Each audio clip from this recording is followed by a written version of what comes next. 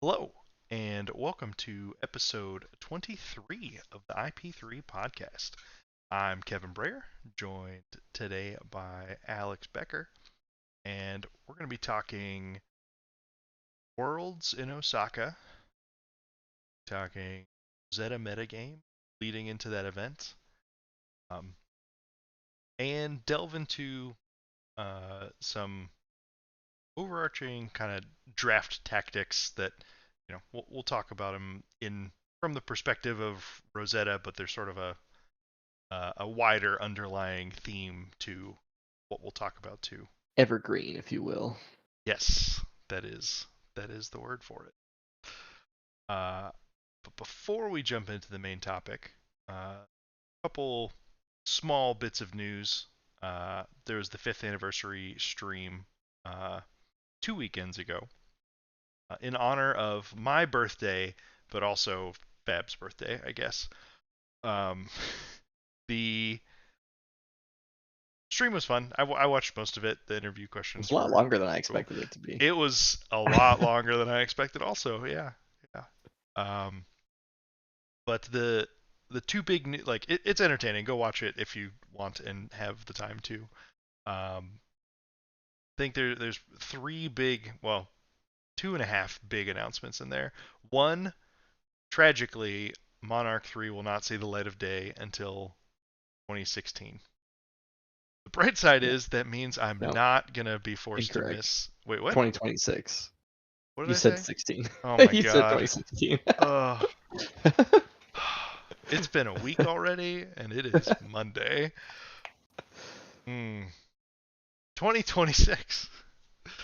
Yeah, no, we're gonna take a time machine and go back. It's actually a plot device for the Monarch. They the light side, they figure out how to time travel so that they can stop the monastery before they start. It's the only way. They're just ripping off Avengers. Yeah. Okay, yes. So as Alex correctly said, 2026, because that is a date in the future, is when uh, Monarch 3 will see the light of day. Which is Uh, good for the wallet, but Good for the wallet and good we, for we the like fact we that, like the Monarch storyline, so yeah, sad that it's a whole other like it. year away. I don't want to wait that long to get to draft Vincent, which I'm still very much hoping we get to do with that set. Um, but more importantly, I already know that I can't go to the first world premiere of next year. So now, at least it's not a guarantee that I'll miss it. We'll see what future possible obligations or new friends I'll make that will inevitably get married on an inconvenient weekend. But we'll burn that bridge when we come to it. You need to Uh, stop making so many friends, Kevin. yeah, really. Gonna start putting some names on the Team Eclipse chopping block. All right, that was the half update that only kind of counts because it's not really an update. It's more of a lack of an update. Uh, the real updates are LL points awarding is going to shift somewhat. We were right. Basically, We did we've it. They called definitely shot. listened to this podcast, and Mm-hmm. definitely wasn't posted anywhere else other than this podcast. Yep. Completely original idea that's never been had by anyone else ever anywhere. They will be awarding Elo points basically at the end of competitive seasons. They will take, instead of, okay, cool, event is worth X points per win, it's more, they will decide to an extent, it's not specifically a change, but it lets them change the knobs on uh, how many points are getting distributed a little more nimbly than by changing the, okay, it's this many points for each PQ and this many for Right. this So they're season of they're events. assigning a number of points, which we don't know if it's set or a variable, but they're assigning a number of points to each season, and then your hero's win percentage gets them that percentage of points. So if Aurora wins 50% of ProQuest, she'll get 50% of those uh, points for that season. Mm-hmm. Which is good because then that allows them to have any number of events that they want to. Like they don't have to limit them anymore to prevent heroes from reaching living legend too fast. Because if you just have a thousand events, that's a lot of points being awarded in one season. But you can have 1,000 events if it's all just a percentage. Yeah, I like it a lot. It's a little like we've talked on other episodes about you know, living legend points being distributed among calling and pro tour top 8 decks potentially, like as a, because as much as representation in those top eights tends to be pretty accurate to what the metagame looks like. There was event after event where it's like, oh yeah, of course, one Dromai sneaks into this top 8 and then doesn't win the event, and that went on for a really long time until Dromai was eventually the best deck. But uh, yeah, being able to spread those points out a little more nimbly is nice. I think the interesting question that I have overall, it's definitely a reasonable and good change and lets them uh, react a little better.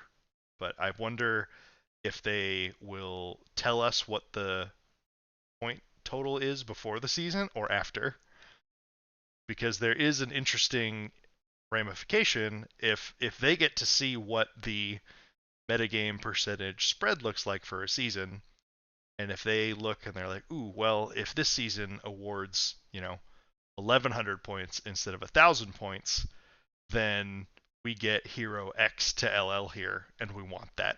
So I wonder if they will use use that information advantage to massage the numbers a little bit to do Which what they honestly, want. I'm fine if they want to do that, but it's just an interesting point that it's possible if they don't tell us the points beforehand to do that. Yeah, Or else we could be stuck with the Briar at 998 for months again. I think it actually also helps that problem a little bit too, with when there's not a specific point total attached to a win versus a not win, or at least not in quite the same way. I think that will alleviate, at least to some degree, the oh well, I made the finals and we split, but I made sure that I could concede so I don't give my hero more points. That's like, obviously that'll still happen to some extent, but uh, the percentage split will probably further decrease incentive to do so. Uh, and last but not least, certainly not least, Armory Deck Origins, a new iteration of the Armory Deck series, starring none other than the frontman from everybody's favorite Crucible of War majestic Mangle, is Jarl Vitrathy. It's spelled with a D, or it looks like a D, but it's got like a D with a T in it. It's not a 26 letters of the It's American not an Roman English alphabet. It is character. not. It is not. It's like the AE that's like mashed together in the word ether in some alphabets and stuff. Kind of like that.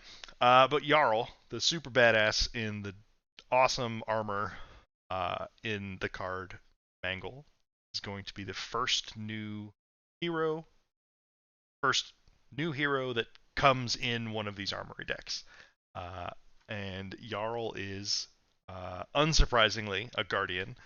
Um, Possibly a little more surprise. Well, an elemental guardian, 40 health, as you'd expect. Super badass looking in the art, as you'd expect. Uh, Essence of not just ice, but also earth. I think that's the part that I was not expecting. I never got Earth Guardian vibes from Jarl.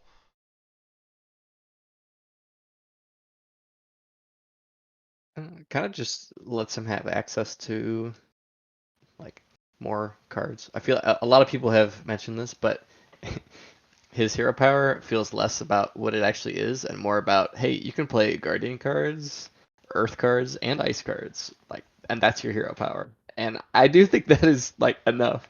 If you put in a blank hero with 40 health and that was their text so they could run those cards. It's like, all right, that's a pretty strong hero.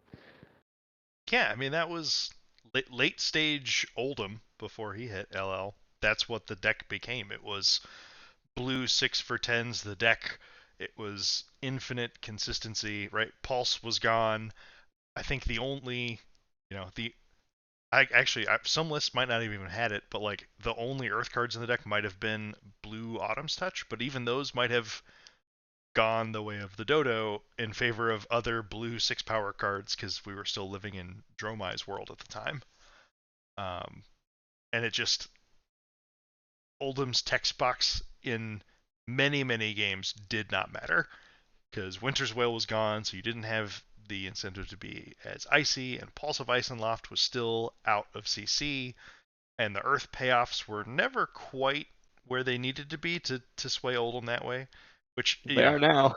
yeah, yeah, different story now. Though I don't think that. Obviously, we'll see what else is in the deck, but I don't think there's enough pull for Jarl to bother playing the decompose suite, or at least not like bend over backwards too hard to like fit it in. I think the ice just fits more naturally into what he's trying to do. It could Uh, be. Also, oh, can we get a? and Go ahead. I was just gonna say the actual text on the hero. It is Oh, not a blank text box. It is Essence of Earth and Ice. But also, whenever you play an ice card, create a frostbite token in an opponent's exposed head, chest, arms, or legs zone. LSS wants people to put their equipment in the graveyard. uh, that's takeaway number one. Takeaway number two is that ability lets Jarl play Blizzard and briefly pretend that he is Icelander. Give the extra uh, Frostbite token with Blizzard to do a full 3 resource tax is pretty strong. Um, it also means Arcanine Skullcap is coming back, baby. Because Battle Worn is greater than Blade Break. yes, but the problem is Mangle. Mangle doesn't care that it's battle worn. Mangle is gonna kill an equipment if it crushes. Just Uh, block it. you say that, but all right. So in this armory deck, so it's a $60 deck. It's a little more expensive, but there's a little more zhuzh to it than the first 4 that we got earlier this year. Uh, there's a new legendary in it, which that one seems like a not that weird of a choice, but the difference between a random majestic that you get at like from one of these decks versus a legendary, like it's not, the rarity isn't actually any different. It's literally just a sort of a more arbitrary designation. The only thing it does is say this legendary isn't a card we're ever going to put in a format where you could remotely possibly draft it, right? Like if they do majestic equipment again someday, that is the kind of thing that you could be like, oh, okay, yeah, this is acceptable to be in a non-zero amount of limited games. But yeah, I don't know. They're going to have to strike a very delicate balance for an intro product, or it's kind of an intro product, for an L to be playable but not too good, but also not just like, why isn't this just a majestic, right? Like who decided that this was an L? Um, I don't think it. I don't think it matters. I think it is a marketing thing, so that when a new player shows up and they're like, okay, I can get this Bolton Armory deck for $40, or I can get this Jarl Armory deck for $60. What's the difference? I don't know anything about this game. Flip it over. It's like, oh, this one's got a dozen Majestics and a Legendary in it. This one's got like 6 Majestics in it. It's like, all right, well, I'm gonna pay the extra $20 and get a Legendary for my trouble. Yeah, fair. I suspect that the legendary status is just them being like, yep, there will be something with temper 2 in this product. Also, can we just get a shout out? I know people love the other Guardian heroes for whatever reason, but I feel like, in my opinion, this is our first like real badass guardian, like Whoa, fully just like we got armored Terra head to foot. like 2 months ago. We got Terra. Terra's He's cool. not in CC. All right, that's fair. Doesn't count. Terra is sweet. Blitz fake format. He Terra is super cool, and I like him. I do not think that he is a badass of the level of Jarl. All right, that I'll give you that. Just like a sick, like disgusting weapon, which we don't even know what it does. Apparently, it's like Jason's Jason Lie's favorite weapon ever. But just from the art, like it looks sweet. And Yeah. this is also a hero that people have been asking for since Crucible of War. So Yep. They're like, oh wow, this guy looks really cool. Can we play as him? Can we play as him, please? Uh, there are a few. They showed a few of the Majestics too, or which is interesting, I think. So Mangle is in the deck. Going to be a 3 of. You don't have to go find your Mangles. It's going to come with it. Because they think an interesting thing about this hero and the most Earth-like quality that I think Jarl has is he has a. It's not written out the same way it is on the Earth heroes from Rosetta, but he has his own mini quest to fulfill. Like he's going to try and work towards a specific state of the game, and then once he's there, he's just going to be better and stronger. Um, so for starters, to get the frostbites, he wants you to have expended your equipment from slots, and you have open equipment slots. Then that means every time that he plays Winter's Bite or Channel Lake Frigid or Blizzard, um, or even a Pulse of Ice and Loft, now comes with a Frostbite stapled to it if you have a missing equipment slot. Um, heck, even Arctic Incarceration. They have 4 Frostbites. That that's a really gross 1 card 4 value, if you ask me. Uh, where have we seen this before? well, okay, but we don't have the action point issue. That card is not a problem when it can't be a chain ender. No, I agree, but it is so deflating when you look at your hand. It's like, oh yeah, 3 reds and a blue. This is perfect. I'm about to. And then Jarl's got 1 card. What are they gonna do with 1 card? Probably just Arsenal. Arctic Incarceration, 4 Frostbites. Uh, uh, yeah, it's it's rough. We're glad Lexi's gone still. She's fun, but you know. enjoy LL. But there's 3 new cards that come in this deck. The first one, 2 of them are Jarl specializations. The first one is a Guardian block card that is called Unforgetting Unforgiving. And it's a block 4 Majestic. It says, when this defends, if the attacking hero controls an equipment with a -1 counter on it, you may search your deck for a Mangle, banish it, and then shuffle. You may play it during your next action phase. I don't know about you, but that sure looks like it's like a tutoring snatch. It's a defensive snatch that if they've got a -1 counter on an equipment, it always It's hits and like it always looks like draws you a Mangle. Awakening.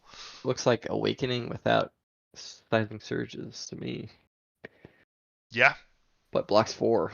yeah. I mean, it's not without downside. You can't Sure. arsenal it. That's very real. And at the same time, the same way that like Test of Strength, when Test of Strength in Victor looks good, you're like, this seems really disgusting. Borderline broken. Unforgetting Unforgiving is gonna look the same way, but you're also putting a red block card into your deck. So And you draw 2 of them at the same time, and you're like, ew. I you could can't do always anything so with this. it's a you may search. So if you can block with either of them, you can at least get them both out of your hand if you want to. Okay. So you don't get stuck with it that way. Um, then there's Channel Mount Ison, our latest, newest Ice 3 block. It's a 0 cost Ice action aura. It says, go again. At the start of each hero's turn, they lose life equal to the number of frostbites in their equipment zones. Um, so your mission is to how many frostbites can I give you on my turn, so that at the start of your turn, take a bunch of damage because you started with frostbites. Um, and it has Channel Ice like all the other channel cards. Um, an angle for Channel Mount Ison that I had just recently thought of. Hmm, I guess now it's probably not even that good. I was thinking like, oh yeah, okay, so obviously the Enigma matchup will be cursed, like most Guardian into Illusionist matchups will be. Wonder if Channel Mount Ison can do anything, but they'll just instant speed something to break the frostbites for their turn starts before instead of losing board state to. Well, it's lose life, right? So it won't even pop the Oh, that's ward. true. That's true. That's true. Yeah. So, Good old life loss. still cursed. Still cursed. I Although tried. I frostbite's pretty tried. good. Jarl fans, I tried. I do think Channel Mount Ison in LL Icelander, possibly with what's the fuse? There's a fuse one that gives like a ton of. Ice Eternal. No, oh well, okay, that is a really good. But I think it's Weathervane. Ison. Eisenhower Weathervane. Yeah. Um, I think Icelander's very capable of having somebody start their turn with, But you does know, Channel Mount Ison, it specifies in their equipment zone, right? Or no? oh, it does. It does say equipment zones. All right. Dang it, LSS devs. I keep having cool ideas, and you just templated this card so safely. The most important thing about Channel Mount Ison is that it is an Ice Blue Block 3 that is playable in this deck, so it will be played in the deck. Voila. And last but not least, Crumble to Eternity. It is so that we got Regrowth Shock in the Rosetta expansion slot. That's like a dual class card for Briar. Crumble to Eternity is a dual type card for uh, Oldhim and Jarl. It's an Earth Ice action aura. Costs 0, blocks for 3. It's a blue. Jarl specialization. When this enters the arena, you may put a -1 counter on an equipment. Just do it. Turn on all of your So Unforgetting Unforgivings for the rest of the game. No questions asked. so not Oldhim because it's a Euro specialization. Oh, yeah. Sorry. Man, I am not on my A game tonight. Thank God Alex is here. And you had the crazy work day. I have no excuse. But then at the beginning of your action phase, destroy Crumble to Eternity. Uh, then your next attack this turn gets Dominate. So if you can line it up to where you Crumble to Eternity one turn, I don't know, Arsenal something or do whatever you want, your Guardian, have fun. Uh, if you draw into Unforgetting Unforgiving, like right on the back of that, it's kind of filthy. Dope. Here's your minus to your equipment. Blocked out with the rest of my hand and got respectable value. Now I'm going to go way above rate because I'm blocking for 4. I'm tutoring this card and Mangle with Dominate. Sounds like it's that's Play how you Crumble to crush. Eternity, Arsenal Pummel, draw Unforgetting Unforgiving, block with it, get a Mangle, set 8 Dominate with a Pummel. Seems pretty good. Put destroy the equipment that we put a -1 counter on. Oh, nice grasp of the Arcanite. Too bad it's shattered. Also, please discard a card. Go ahead. Yeah. Pretty Also good. take 12. Yeah. Also take 12. Yeah, I think Jarl's cool. He looks really awesome. He's like a brawling guardian. He's gonna play the game. He's gonna reward you for playing the game like in a not full on aggression. He's still gonna have good defensive capabilities, but much more offensively disrupting or aggressively disrupting rather than sit back and wait for you to run out of things while you attack the Yeah. infinite health of my. I think all of these cards lower his consistency but raise his ceiling, which I think is something that Guardian kind of needs right now. Yeah, agreed. Because I it, think because that's it going to is be. the consistency class, but The trouble is when your deck does one thing, when there's a deck that's good against it, cough cough Enigma, you kind of just don't have any outs, and you get like really polarized matchups where it's like, okay, maybe um, I can blow up their traverse before they get to use it. It's like, okay, now I'm in this game because I'm threatening them every turn. They're not going to get to have a big mirror guy. So I have a chance instead of just like, here's a hammer for 6, because that's what my deck does. And hope for the best. Yeah, I think you're right in that it is more variants but higher ceiling. I think that's going to be a big motif that we see in the Guardian Masters set. It's going to be a lot more like there's probably going to be some cool Guardian synergy packages that are in there that, you know, maybe we see a full set of like Guardian equipment similar to, they've sort of hinted to it with Arcanite Fortress, but maybe a, you know, match set equipment thing that, oh, well, if you're, you know, an offhand that gets some bonus for every other like corresponding equipment that you have or something like that, right? Like they can do a lot of neat things that push in interesting ways. Um, Yeah. but yeah, they'll more things to make playing Betsy good and maybe Bravo not quite so good, but we'll see. Uh, she's not here, but Ray is very excited for this hero. Yep, I think Rhea was just She's about excited about to, most or heroes. just that's true. Anything with ice is at least worth considering. Yeah. I mean, and now it's assassins, which is ice without the frostbites a lot of the time, and Or an peak with more steps. yeah, but also better art. Yeah, Yeah, the I can't think of it. guess. Not Face Purgatory. Is it Mask. Mask of? Many faces, is it? No, Nope, that's the ninja that's the common. common. The cool legendary mask that lets you just take cards forever if you have chi. Yeah. Um, We don't know what it's called, but we know what it does. yep, That's for sure. I know I hate it when I'm playing Mr. I. I'm indifferent when I play Vincent. I don't really lose the card. It's fine. All right, well that's enough rambling about Jarl, even though Jarl looks super dope. Um, I think the $60 price point is probably fair, and I think the people who are trying to ramp up into a real competitive deck, you know, they're already in for more than that because they know they're going to be upgrading this deck. I think this gives you a stronger launching point than the first 4 armory decks do, at least arguably. Um, Yeah, because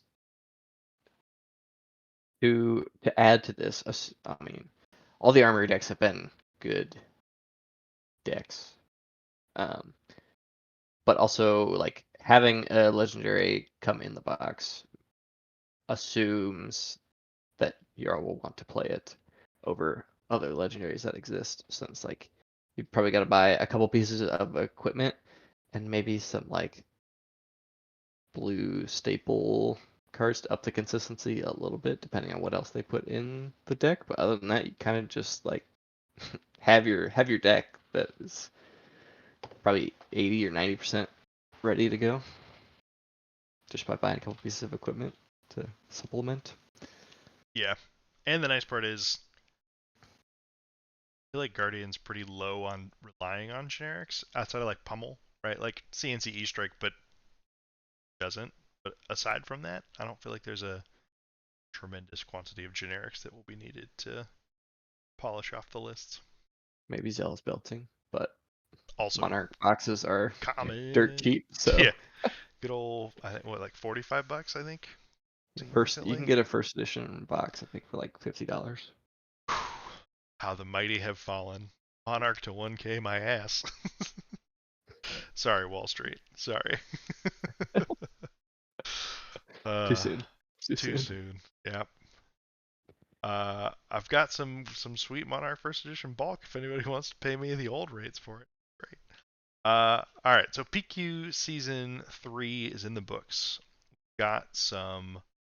Uh, no, not season 3. I can't. Why?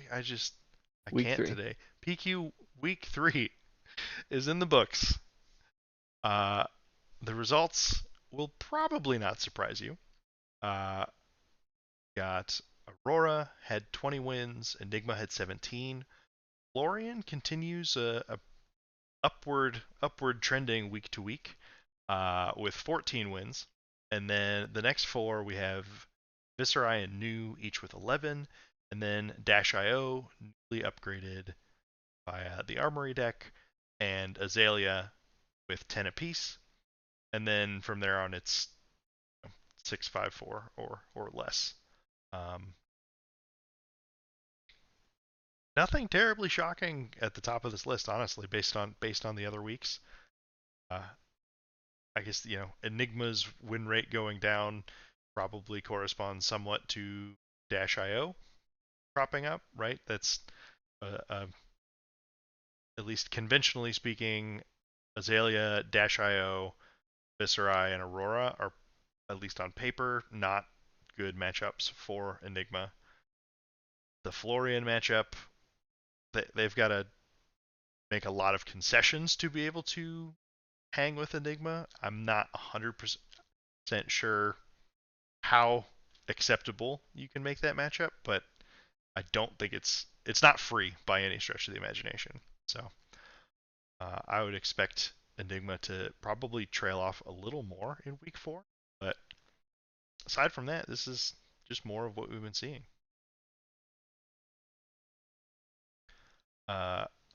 We did have some more solid performances out of the IP3 this past weekend. Uh, those stats on the notes are all you, right? Yeah, I was the only one who went to a pro quest this weekend. Yeah. Oh right. Oh, that's right. Ray I was stuck forgot. I working and forgot you were Ray out of got town. stuck. Yeah. I went to one event and made top 8 and top 4 and the finals. Did not win this one though. Sad for the Verdance LL points, Yeah. but also still a good run. I mean, that's like your track record with Verdance at these PQs is really strong so far. So 100% top 8 conversion. 2 hmm events. um, interesting. I don't think. Oh no, there is one. I was like, did Vincent not win any this weekend? Vincent got one win this weekend. Acilio also on the board has a few wins now at this point. Fun that people are figuring that one out. I'm a little sad that I had to ruin Mark's dream of being the first Acilio LL points, especially when I didn't end up winning in the finals too. Yeah. Because isn't the deck's really good into Enigma, right? And she just kind of Yeah, I think Enigma can like explode with like the Sacred Art and kind of just run him over, but I think Acilio is traditionally favored. sorry, I did a Mark. I'm so good sorry. I did a good job this week of tracking like round 1. I played against Craig playing Vincent. I went second. Round 1 draw. Everybody's favorite. Big oof. Yeah, kind of just ran out of time. That's Craig Uh, from the '03 Dropcast yeah, for the he was uninformed. playing he was playing Reaping Blade against me, which makes sense. But I was definitely expecting just like flail. So the Reaping Blade made it so that I had to like keep up with, make sure that I was lower than him in life to get value out of my stuff. But we kind of just like walked down with each other until I was at 4, he was at 3, and then time was up. It's like, well, I can't do the thing because yeah. So Yeah, I we mean that drew there. definitely is a game that is just destined to be a grind. The way Yeah, you want to heal for pips, and Vincent is gonna, well, I guess without flail, a little not hurt herself quite as much, but yeah. yeah, definitely a slog. And then round 2 played against Austin, also playing Vincent. back-to-back Vinsets. Also playing Reaping Blade, but Austin was playing a much more redline aggressive version of Vinset, so I was able to take damage to be lower, and then I popped up with a big healing potion combo, and I went to 3 to his 10 in order to make sure that I had the life, because I got back up to 10 with all my healing that turn. Round 3, played against Jeffrey, playing KO. And this was the hottest deck, the hottest my deck has ever performed. Turn 0, play a healing potion. My turn 1, play a healing potion, Arsenal Rampant Growth. Turn 3, draw a Rampant Growth, and the blues to pay for all the things. And then take him from 37 to 3 in one turn. And then Storm Strider's kill on his turn is That's absurd. ridiculous. So you were on you're on Evergrowth into basically every Everything. matchup, right? Everything. Okay. Yeah. So let's see. 3 blues means that is 3 uh 3 copies of the card you have access to for that turn. What was the like total amount that you amped between all of those and the staff? I think the staff came in for, I think it was 22, and then the uh, arcane spell came in for 17, Jeez. and that took him to 3, and then he definitely had the thing of like, if I do nothing here, I'm gonna die because Verdance will have a full hand. And if I do something here, and if Verdance has an arcane spell, then I'm gonna die because Storm Strider's the classic wizard problem, and it's correct. Attack for 6 and kill it with Storm Strider. Round Sometimes you 4. just got it. Played against my buddy Brian, playing Viscerai. I have never seen a Viscerai deck brick so hard. All attacks, all reds. He played 3 Sonatas against me and reshuffled his deck, and each time he did that, the next hand that he drew up had the Ninth Blade in it, which was not castable because he did not have anywhere close to like the resources or 9 rune chance. Oh no. So I think he attacked me with just like pitch 1 card, Reaching Blade, I think 6 or 7 times in a row. It was, yeah. And when you give Verdance that much time to set up, yeah, Yeah, no, there's nothing you it's can bad. do there. Uh, Round 5, played against my buddy Jesse, who was also already qualified, so we were kind of just playing for seeding for top 8 at this point. Um, and playing Exilio is a bad match for me, but he had never played it before. And I drew Disruption at the exact times he would play a Gone and a Flash to attack for 4 and then play an instant and get it back. And then Arsenal one card. It's like, I wonder what that is. Okay, here's the CNC. And then next turn, rinse repeat. Here's another CNC. Okay, here's a Plow Under. So made him just like cycle and get rid of it until the point where I think he had probably 10 cards left in deck. And then attack for 6, then he had a hand of all instants.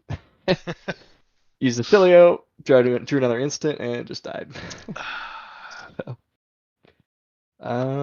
and then into top 8, is 4th seed. Played against Matt, who I played against at the draft request in the finals. He was playing KO. Um, I don't. I'm very comfortable versus KO. I don't know if I should be. I kind of just play the value plan, and depending on how they play, determines how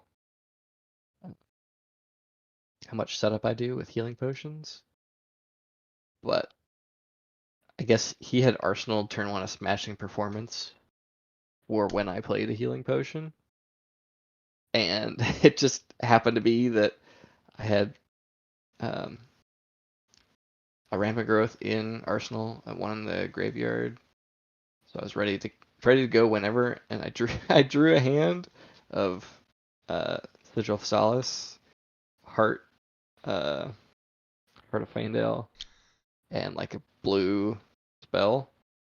So I was able to pitch the heart, and I'm lower than he is, to get back a rampant growth. So it's just extra healing and then Sigil. So I killed him from 12 with Whew. no healing potions. Jeez. So that was Yeah, cool. that seems like one of the ideal matchups you'd want to see it as Verdance. It's just you know the angle of attack always, and Yeah. your And deck they're blocks trying to really set up well, and yeah. KO's trying to set up 5 card hands with like Blood Rush Bellow. It's like, okay, Plow Under gets rid of that Blood Rush Bellow and Arsenal, or Felling of the Crown makes you like ditch a card. Um, so yeah, and also I think half my games were against Reaping Blade, which is not like a counter to my deck, but it's just very annoying. So playing against a KO that doesn't have Reaping Blade, it's like, oh yeah, I can heal whenever I want now. You I don't have to do fool! this What you extra foolish math. brute? Why did you bring Reaping Blade? Yeah. Ugh. And then top 4 played against an Enigma. Um, Tarek. Um, it was a strange Enigma deck to me, at least. It was running a ton of D-Reacts, like all the sinks, all the fates, unmovables, uh, like in blue sink belows, that kind of thing. So he wasn't applying that much pressure. Like he put one thing on the board at a time, basically, and then I would just take the vanilla damage, knowing that I have healing in my deck, and then like apply pressure back to either make him use all his cards or lose the board. So I was able to just set up my healing potion combo, and then once he was at 25, just killed him. And then the finals against Pat. If turns out we have this thing where we keep meeting in top 8 and we keep flip flopping who wins. I'll win, and the next time he'll win. Next time I'll win. Turns out it was his turn to win. He was playing Florian, and I'm not going to talk about his deck because he's planning on taking it to Worlds, I believe. So, not going to talk that much about it. But he did, I will say, and we talked about this. He brought Dread Scythe in his deck specifically because he knew that I was going to be there. Uh, Metagaming for your local meta. yeah, It's just and smart. I did not bring Well Grounded, so he was able to get that game. All right. Nicely done. And then that was also his last chance to qualify for Pro Tour London because he's going to Worlds, so he's not going to be in town next weekend. Oh right, So yeah, yeah. It's, cool. I guess I knew that it was time for Worlds to hit, but it also like feels early. But it's far enough that you want to be fully adjusted before the actual event. So, it's perfect sense. Yeah. Yeah. All right. That's my tournament breakdown. Also, uh, does anybody watching this want a Verdance deck tech from the IP3 panel? I know I don't go out and like look for deck tech specifically, but also our Prism deck tech that we took to the Pro Tour, Ray and I, is our most viewed video. So if that's something people want to see, then let us know. But if not, then I won't waste time making it. I am convinced the people want it. Alex is less convinced. Time will tell. Uh, so as Alex just mentioned, Osaka is right around there. CC meta is known-ish. No, like the 3 weeks of ProQuest events have been pretty consistent in terms of the decks that are winning and the results that we're seeing. I think there is some room for uh, oddballs or something to potentially take by storm maybe, but overall, I think the metagame is gonna pretty strongly resemble uh, you know the ProQuest performances. Um, there's gonna be Aurora, there's gonna be Enigma, there's gonna be Florian, Viserai, uh, new of course, Dash.io of course, um, Dash.io being you know the new best aggro deck in the game, right? Like raw numbers or against it's the aggro deck you want to be on when you are playing when The anyone's mirror playing or an aggro mirror. right, yeah, if like you want to be on the Dash.io seat when you're playing into Aurora or potentially Viserai. Maybe there's a world where Viserai can block out enough, but that's far from a certainty. Um, and low armor density heroes and stuff, so you can really get great value out of the boom grenades. And there's crazy things that you can do with Cerebellum Processor and System Reset and High Octane. Um, I expect to see plenty of Dio at Worlds. I think a couple interesting possibilities though to potentially shake out. I think Zen is going to be represented a bit higher at Worlds than he has been in like the ProQuest results.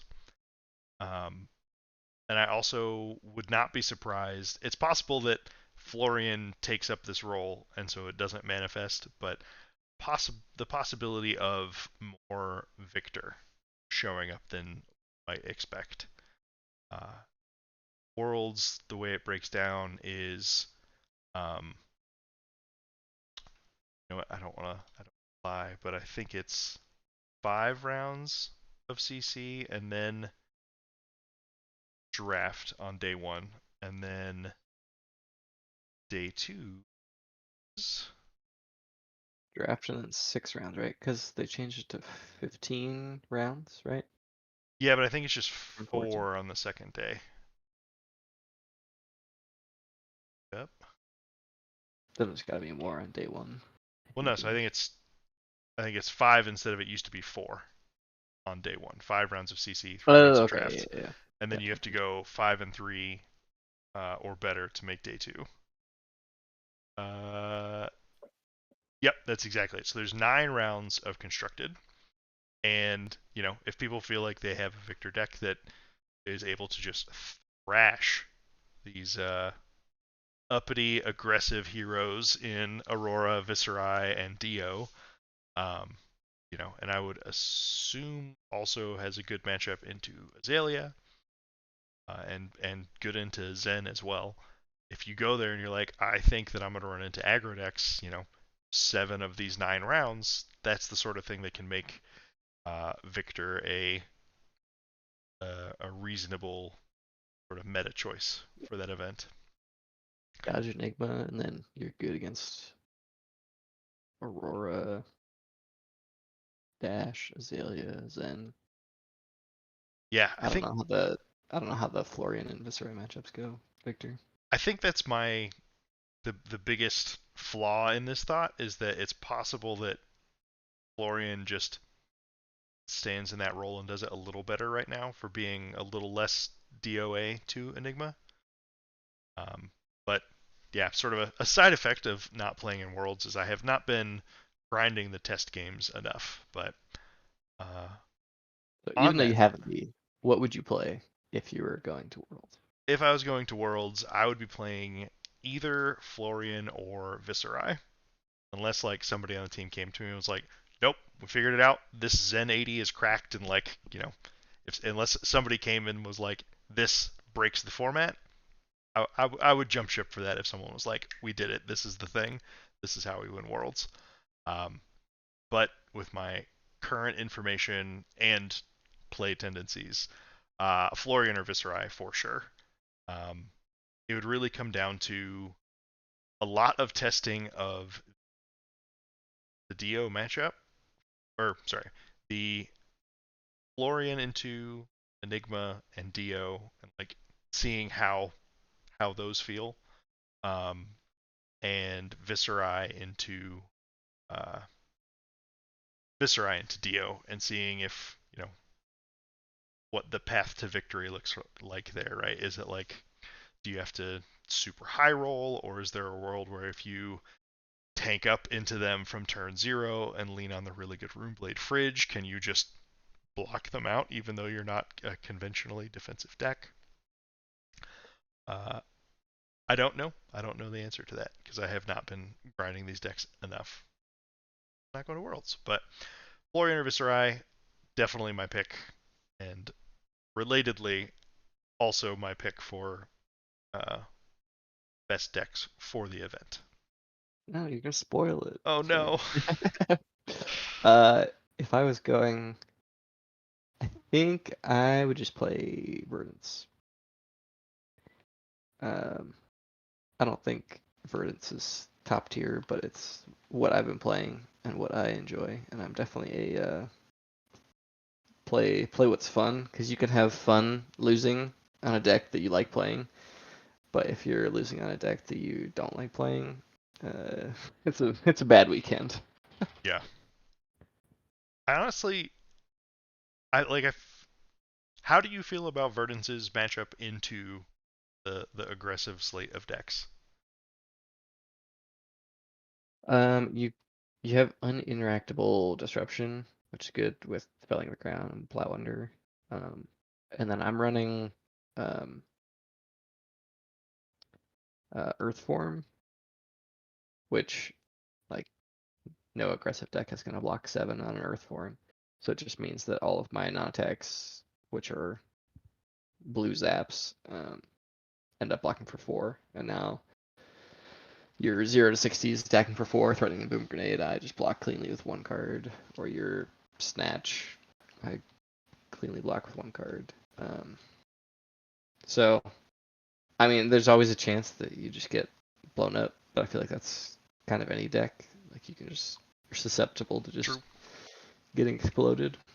Um, but it's worked out fine for me so far at like local ProQuest, not playing against world championship players, but I don't also know. haven't really Some been World playing any Championship games. players, such as uh, Mark Morrison and me and Pat Eshke, Yeah, and yeah, no, yeah. there's But I some lost to Worlds Mark caliber and I players lost to in there. Pat and I beat you, but Oh no, I'm not a Worlds Cup. Well, I guess you know what that is kind of what history actually would imply. I do not have a great track record at the World Championship. This year I won't have any track record. And while she is not here, Rhea said that she would play new if she was going, but she would heavily tech it against Dio. Which makes sense. Yeah, Erase face, good stuff. yeah. Specifically new over Azuri, because she's expecting the Victor, like we were talking about, um, to be decently represented to counter some of the more aggressive decks. Yeah, that tracks. Uh, what is your pick for best deck for the event? I think if you're going in trying to win worlds, I think you should play Florian.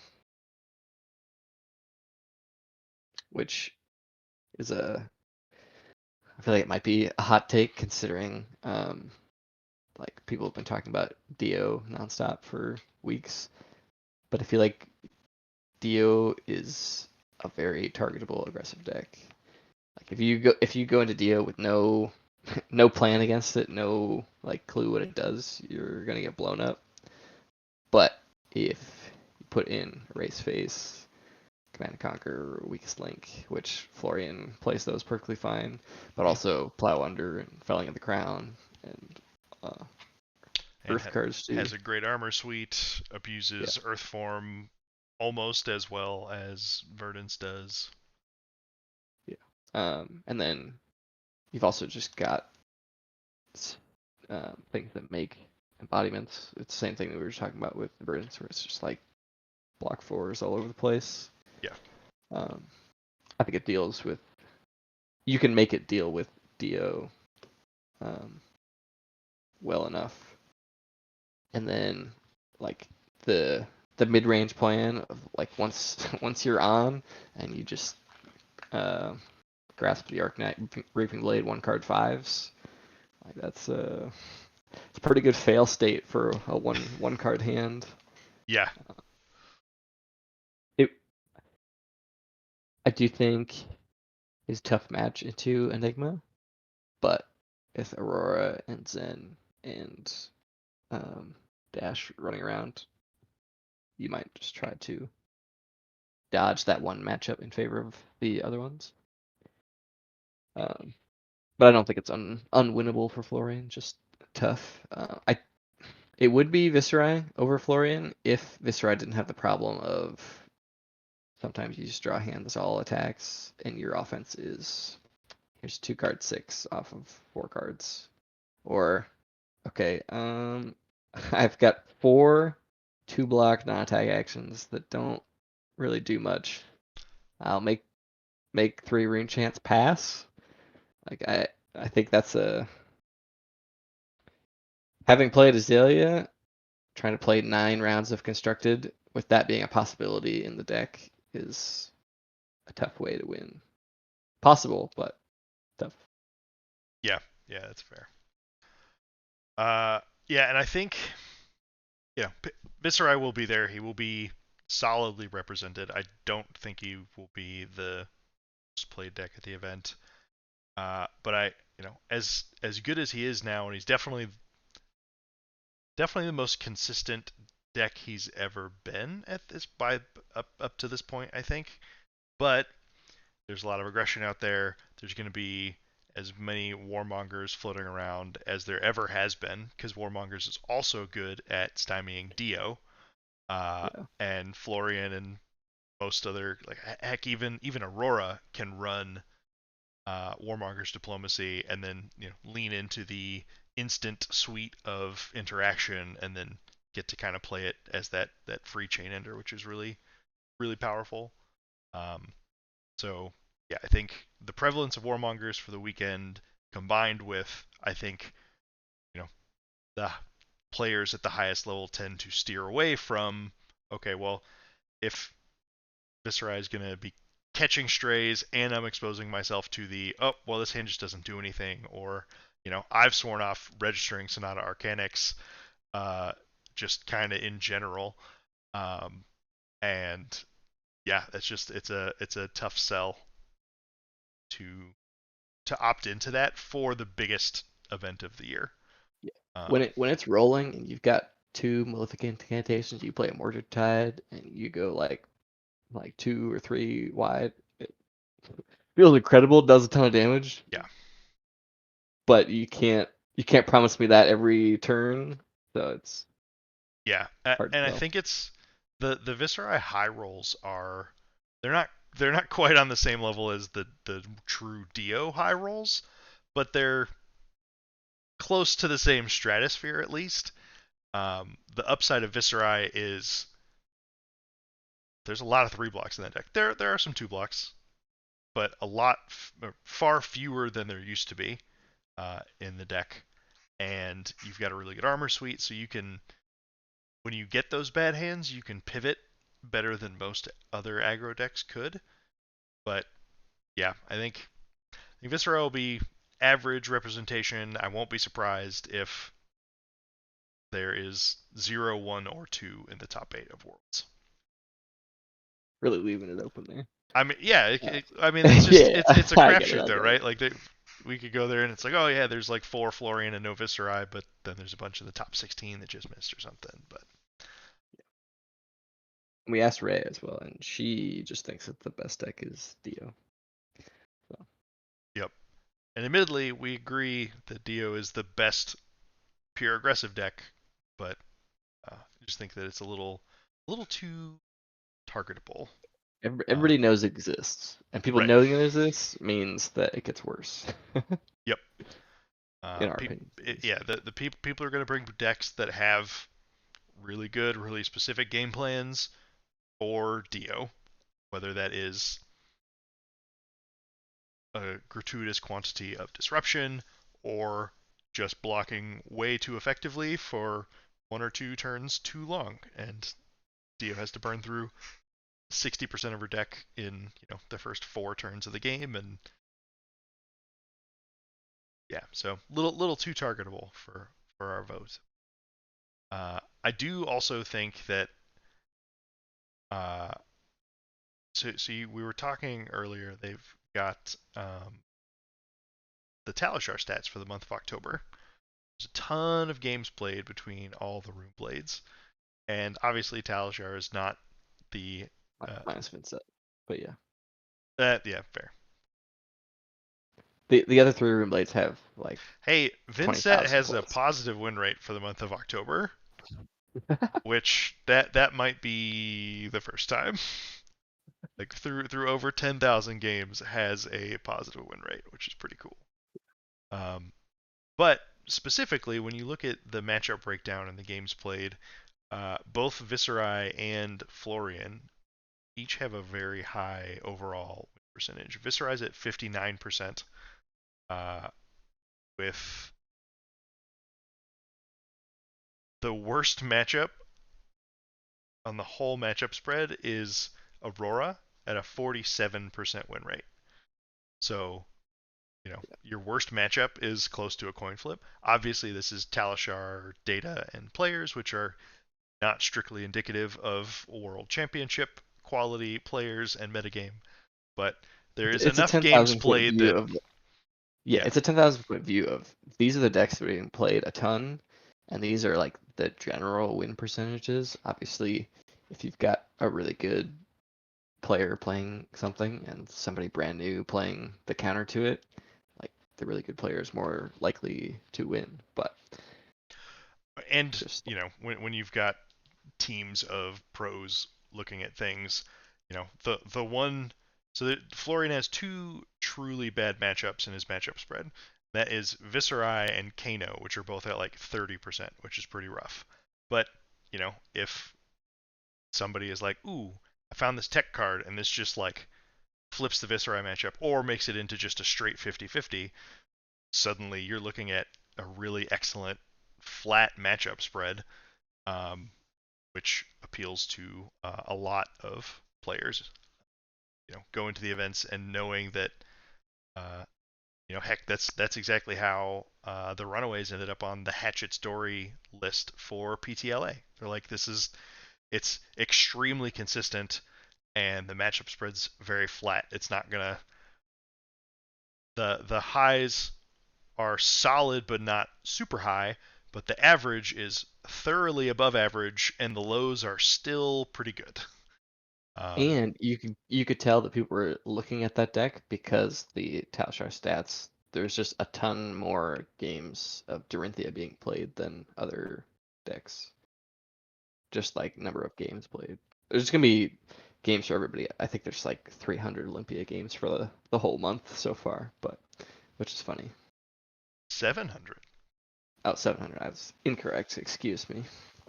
Um, Sorry, but I'll so let it it go for seems, you not having encyclopedic knowledge of how much Olympia is getting played in the month of October. yeah. Thank you for that break. But like, so it seems I don't think a pro team has solved Olympia, or else there'd probably be more games played. on that hero. Yeah, that's very fair. Because you know most of the top level teams, at least ones with big plans for worlds, you know they'll be getting on order of uh, like at least hundreds of games, like in specific matchups, if not thousands on certain heroes and lead ups to these events as they um, you know grind through and refine the lists and refine matchup plans and everything like that. So again, while it's not a perfect heuristic, it is still potentially a pretty useful one. I do think that I think Zen's my choice of like most likely to surprise at the event. I think Zen is gonna hold his own in terms of uh, meta share relative to the other aggressive decks. I think partially because his ability to play defense is actually still pretty good. So you sort of get the highs of that deck now probably aren't quite as high as the Viscerai high rolls, but still really good at putting out consistent damage. It still has a great fridge, and Zen State is a hell of a drug.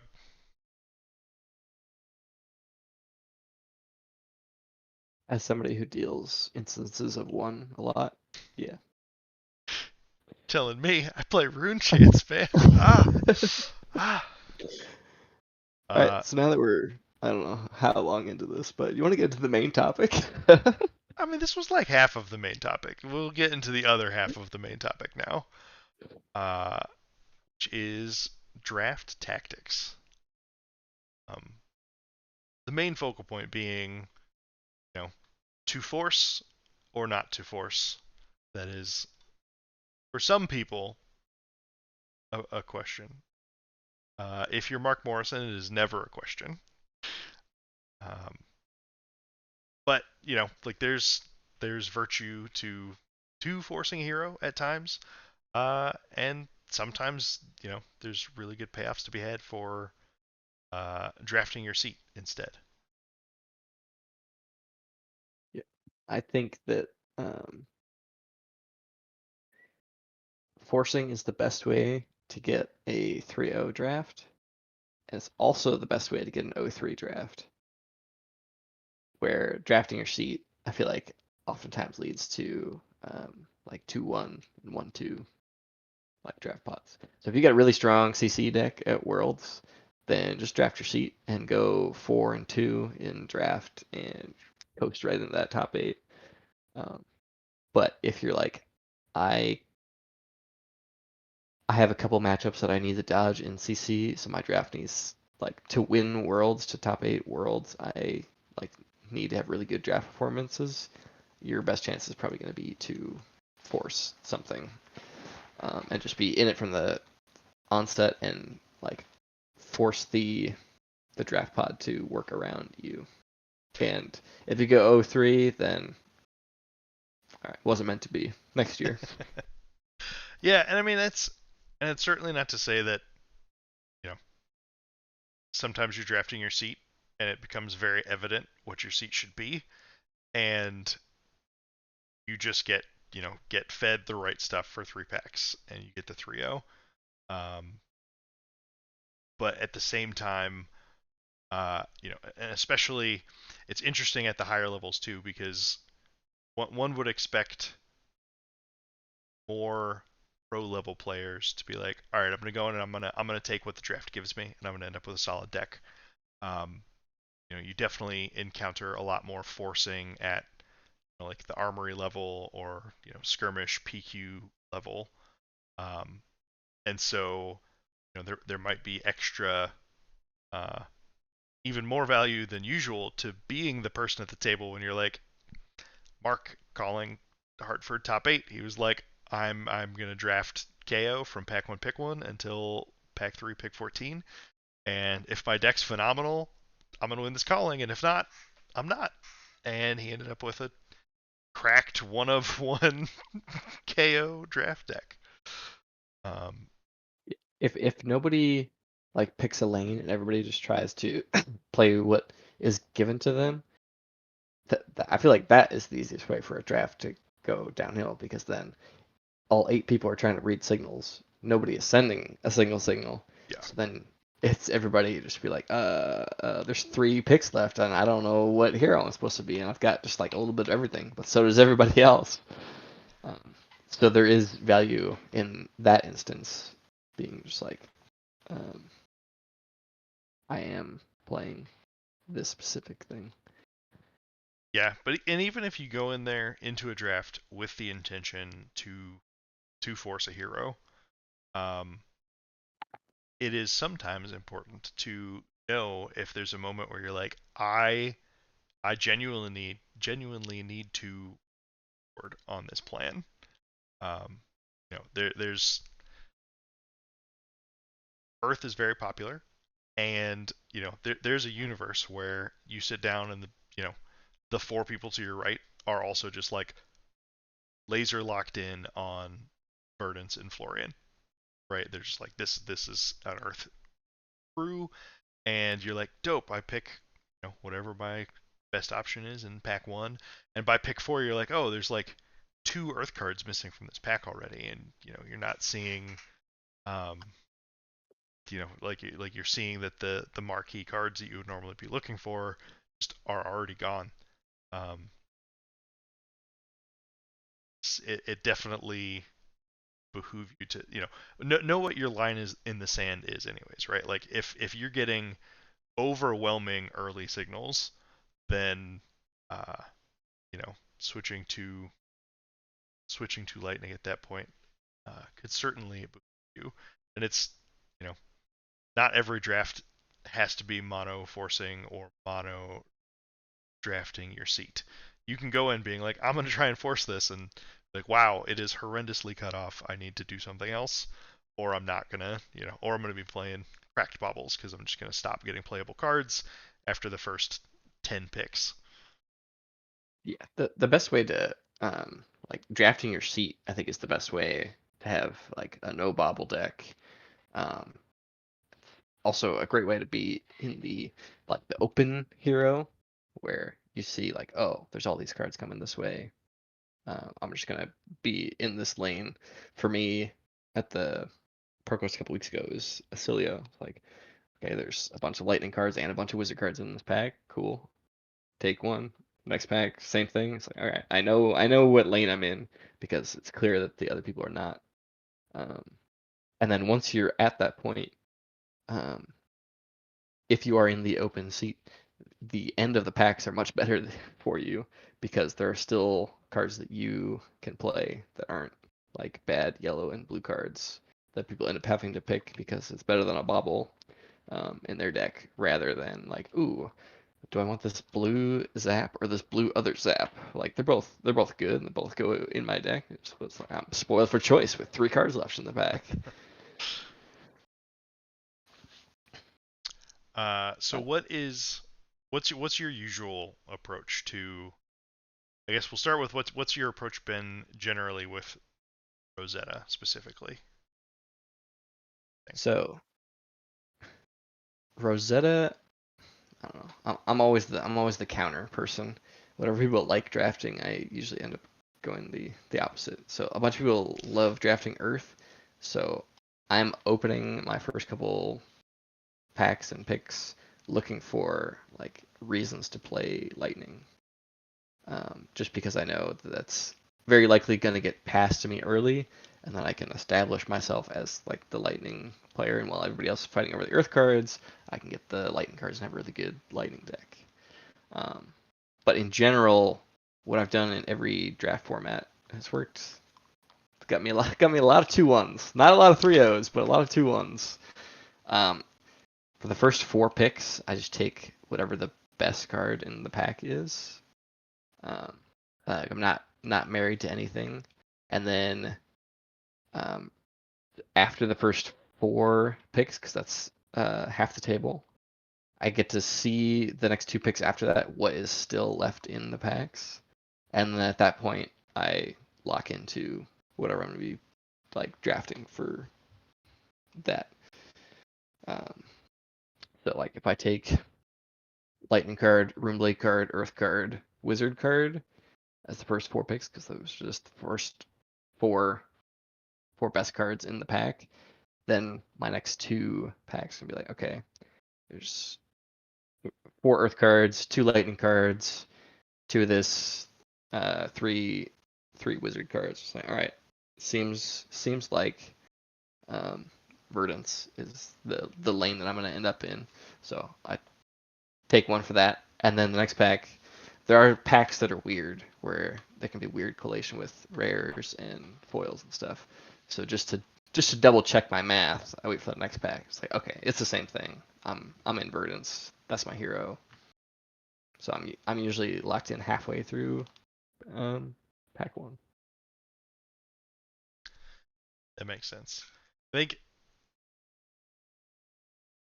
it's the other interesting factor that is sometimes really difficult to account for is opening some of the busted Majestics. Uh, Mm-hmm. Something that um, I know even really good players that go in and they're like, I am going to draft my seed, I am going to find that open spot, and I'm going to end up with a 3-0able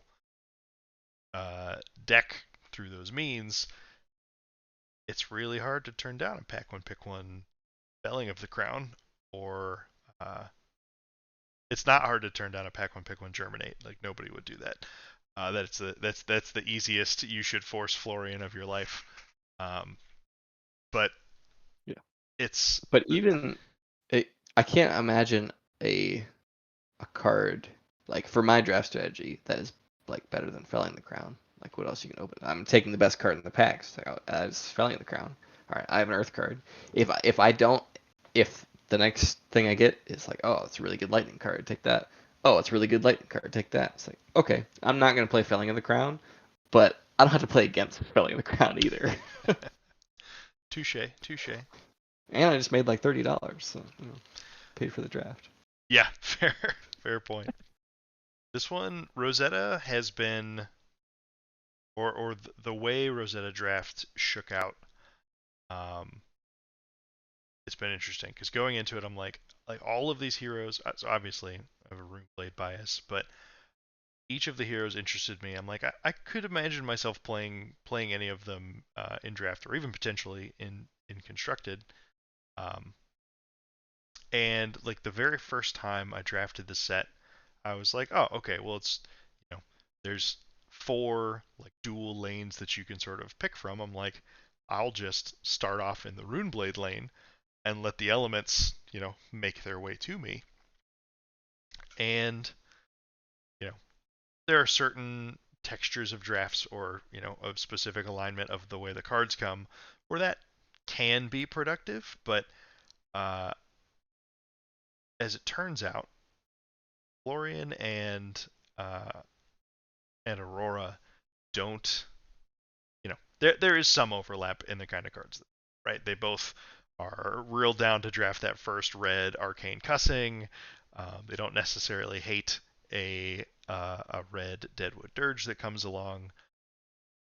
Meet and greet can be solid. Red Rune Rager Swarm can be solid, but as far as the other attacks that you're seeing, like Florian wants often will want to play the here's my 2 card 7 dot deck with Splintering Deadwood and Vantage Point and the bigger chunkier attacks.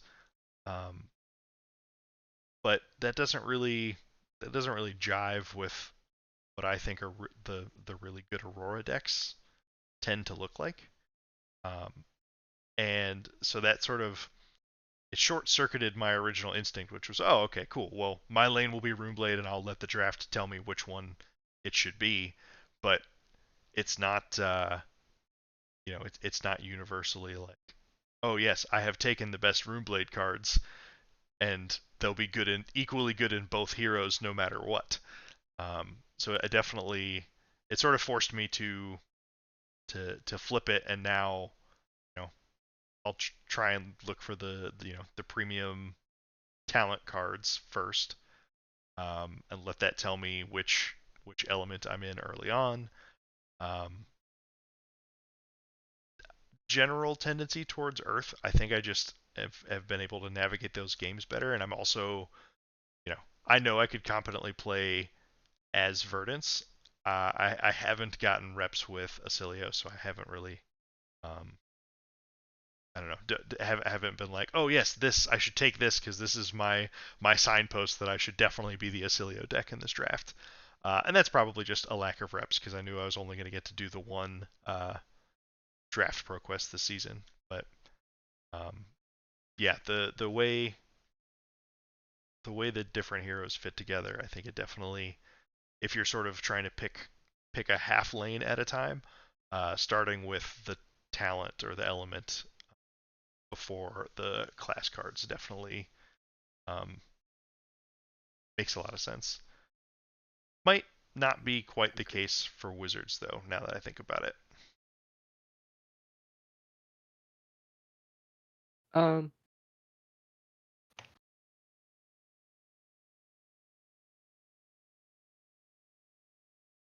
there's a lot of yeah, you various can kind of just zaps take that are. zaps, and either wizard plays the zaps. Um, you can kind of do that. But Acilio definitely wants like astral etchings, where Verdance wants perennial aether bloom. So there's like a little bit of difference there, but they kind of all do the same thing. Um, so back to just drafting in general, sending and reading signals. Sometimes you open up your pack one, pick one, and sometimes passing a powerful card is the best way to guarantee a good pack two. If I would perhaps pass Kevin, I don't know, maybe a red fertile ground in pack one, knowing that Kevin likes to draft the Earth. Like I know that Kevin's gonna get that signal and take that Earth card, and then I'm gonna pass him another Earth card the next pack, and okay, he's now Florian, which means that when pack two comes around, he's gonna be sending me the stuff that he doesn't want, the lightning cards. So um, that is another way to like send a clear signal. Is weirdly enough pass a powerful card because it makes it very clear. Oh, this person didn't pick this. What did they take instead of it? Um, Yeah, it's still. I think that's still one of the difficult questions about drafting at different levels, right? Like uh, drafting locally versus drafting in some of the online queues versus drafting at actual PTs and worlds. There's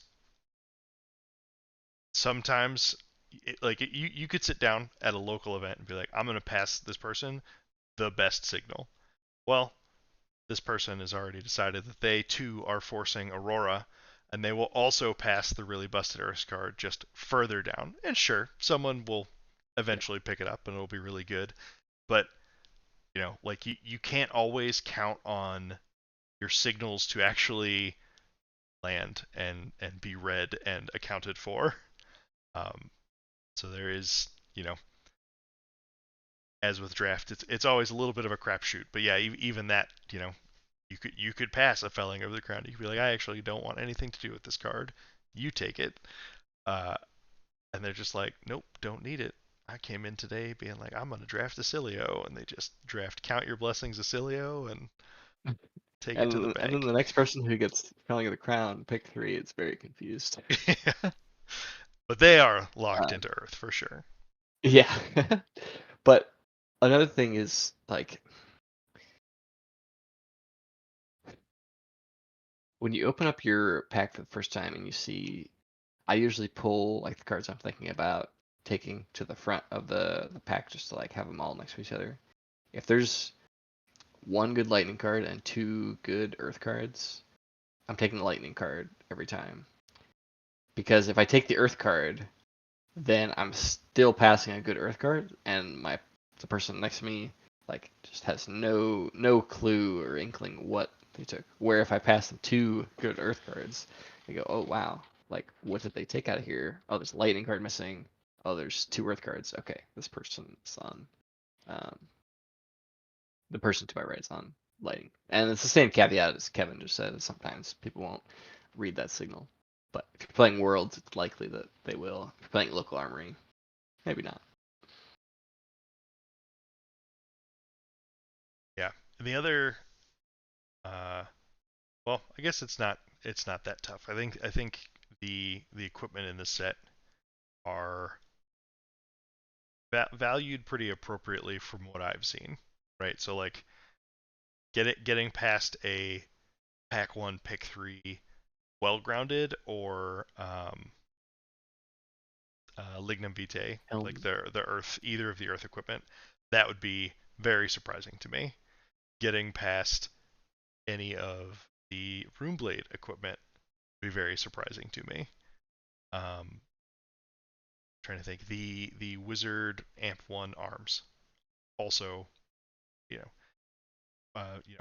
really key to certain synergies within that class. And so there's definitely an element of having an idea of what armor you think you might actually get past, or if you are past the first 6 picks in a pack, say, or even just like 5 or something, right? So half the table has had a stab at whatever's coming to you next.